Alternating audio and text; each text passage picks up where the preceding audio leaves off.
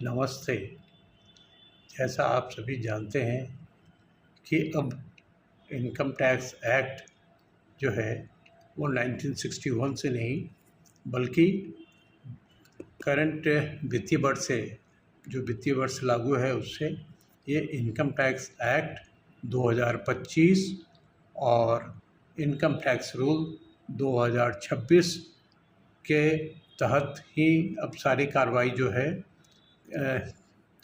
लागू वित्तीय वर्ष से लागू होगा। तो आप देख रहे हैं इनकम टैक्स रूल्स 2026। मैं छोटी छोटी बातें जो हैं वो आपको बताना चाहूँगा अपनी वीडियो के माध्यम से। तो आप ये देख रहे हैं इनकम टैक्स रूल 2026। इसमें एक प्रावधान है, वो है, देखिए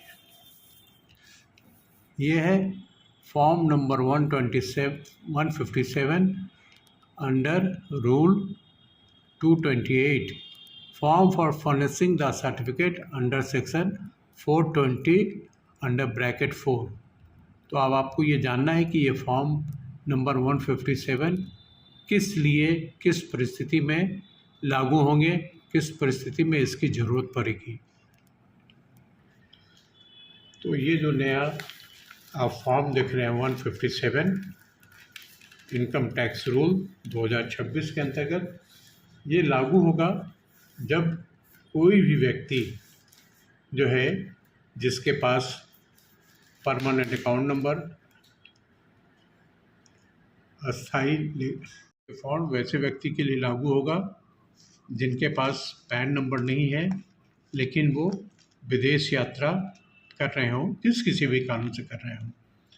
तो वैसी परिस्थिति में ये फॉर्म नंबर 157 भर करके जो है वो संबंधित आयकर अधिकारी के यहाँ जाकर जमा करना होगा व्यक्तिगत रूप से। ये फॉर्म ऑनलाइन नहीं जमा होगा।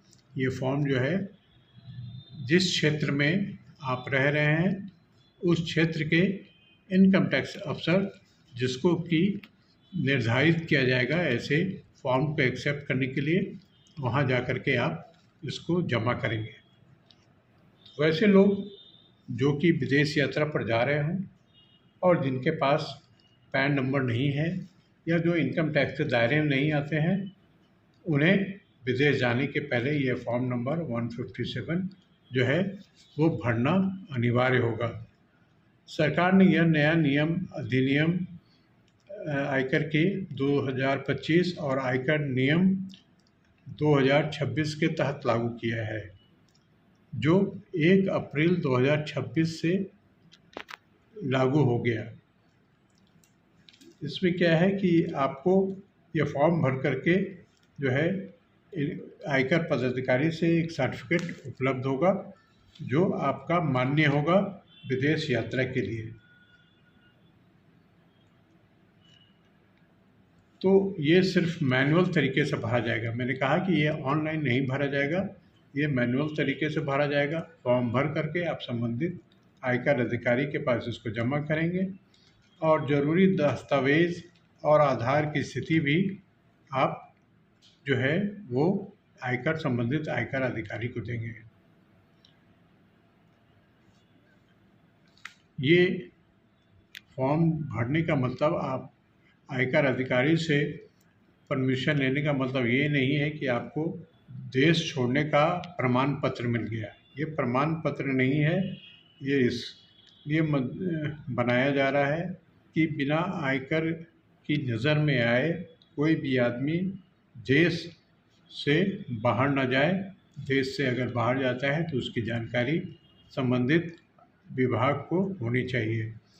तो ये ध्यान में रखें, अगर आप इनकम टैक्स का रिटर्न नहीं फाइल करते हैं, आपके पास पैन नंबर नहीं है और जिस किसी भी परिस्थिति में आपको विदेश जाने की ज़रूरत हो रही हो, तो आपको ये फॉर्म भरना होगा, जमा करना होगा। फॉर्म नंबर 156 के बारे में थोड़ी सी जानकारी और आपको दे दूँ कि ये किन पर लागू नहीं होगा।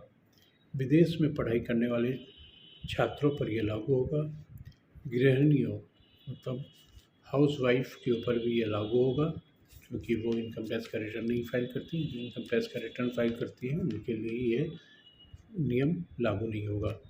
बिना आय वाले वरिष्ठ नागरिक पर भी यह लागू होगा।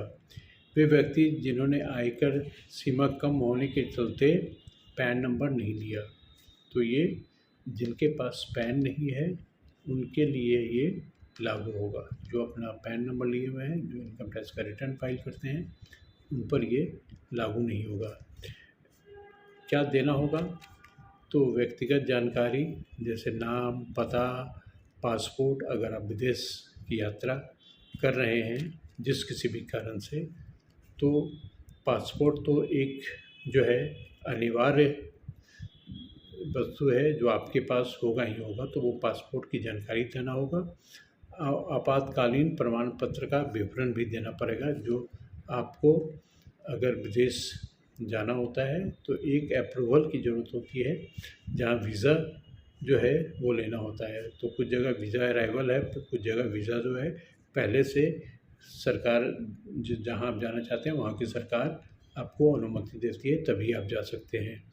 यात्रा का उद्देश्य विदेश में ठहरने का अनुमानित अवधि, मतलब किस कारण से जा रहे हैं और कितने दिन के लिए जा रहे हैं, ये भी आपको जानकारी देनी होगी। यह नियम सभी यात्रियों पर लागू नहीं होगा। जैसा मैंने पहले भी कहा है, जिन लोगों के पास पैन है और जो नियमित रूप से आयकर का रिटर्न भरते हैं, उन्हें इस फॉर्म की आवश्यकता नहीं है। उनकी यात्रा पहले की तरह ही जारी रहेगी। लेकिन जो अपना रिटर्न नहीं फाइल करते हैं, जिनके पास पैन नहीं है, उनके लिए विदेश यात्रा के पहले फॉर्म नंबर 156 भरकर व्यक्तिगत रूप से अपने क्षेत्र के आयकर अधिकारी से मिलना होगा, या जो भी उस काम के लिए डिजिग्नेटेड अफसर होंगे उनसे मिलना होगा और उनसे ये सर्टिफिकेट प्राप्त करना होगा। धन्यवाद। उम्मीद है कि आपको ये मेरी छोटी सी जानकारी आपके लिए लाभप्रद होगी। अगर आपको वीडियो अच्छा लगे तो प्लीज़ सब्सक्राइब करें, लाइक करें और इसे फॉरवर्ड भी करें। धन्यवाद।